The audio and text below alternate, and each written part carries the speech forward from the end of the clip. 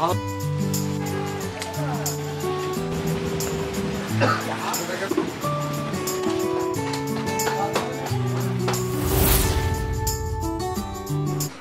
পেঁয়াজুতেই সারা দেশে ভাইরাল হওয়া গ্রামের নাম চন্দ্রবাস।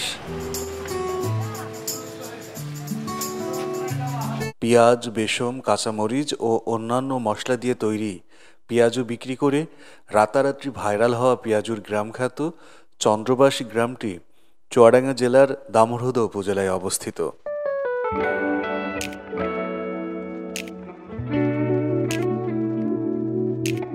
দর্শনা মুজিবনগর আঞ্চলিক মহাসড়কে চন্দ্রবাস সরকারি প্রাথমিক বিদ্যালয়ের সামনে অবস্থিত এই পেঁয়াজুর দোকানে প্রতিদিন দূর দূরান্ত থেকে মানুষ আসে পেঁয়াজু খেতে। দুপুর থেকে রাত পর্যন্ত চলে পেঁয়াজু তৈরি, বিক্রি ও খাওয়ার ধুম। পেঁয়াজু খাওয়ার পর অনেকেই আবার পরিবারের জন্য বাসায় নিয়ে যান। পেঁয়াজু বিক্রেতা আমাদের জানান, দিনভেদে 40 থেকে 100 কেজি পর্যন্ত পেঁয়াজু বিক্রি হয় তার এই দোকানে।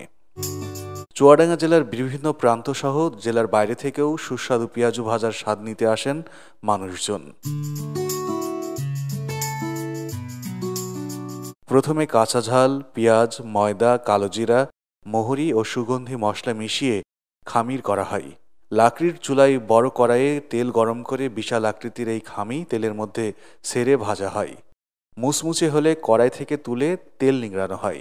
তারপর ক্রেতাদের কাছে তাদের চাহিদা মতো বিক্রি করা হয়। এক একটা পেঁয়াজুর ওজন 2 থেকে 4 কেজি।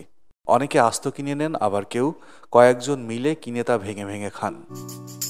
এছাড়াও দোকানিরা 100 গ্রাম, 200 গ্রাম বা 250 গ্রাম করে ভেঙে ভেঙে পেঁয়াজু বিক্রি করেন। ইতিমধ্যেই পেঁয়াজুটি সারা বাংলাদেশে ভাইরাল পেঁয়াজু নামে পরিচিত পেয়েছে।